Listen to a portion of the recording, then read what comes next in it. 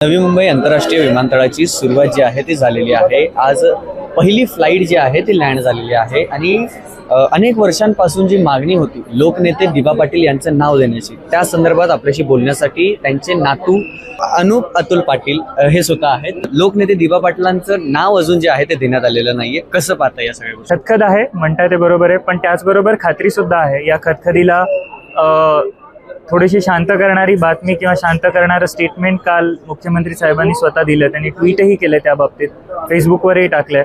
तर एवढी खात्री आहे की ते नाव दिलं जाईल। खदखद आहे, त्याचं फक्त एवढं रिक्वेस्ट आहे, अशी मागणी आहे की ते लवकरात लवकर दिलं जावं। तरी साधारण आता भरपूर कालावधी जो आहे तो उलटून गेलेला आहे। कुठेतरी मोर्चाचं प्रकरण जे होतं ते अगोदर काढण्यात येणार होता, तो डावलला गेला। त्याच्यानंतर तरी एक साधारणपणे काय अंदाज, काय आश्वासन दिलं जात आहे? आता आपल्या सगळ्यांनाच माहिती आहे की मुख्यमंत्री साहेबांनी काल त्याचे सूचीवाद दिलेले आहेत की ते केंद्र शासनाकडे पॉझिटिव्हली पेंडिंग आहे। त्यामुळे मला असं वाटतं लवकरात लवकर दिलं जावं, ही माझी मागणी आहे, आमच्या सगळ्यांची मागणी आहे आणि आम्ही अशी अपेक्षा करतो की ते लवकरात लवकर दिलं जाईल।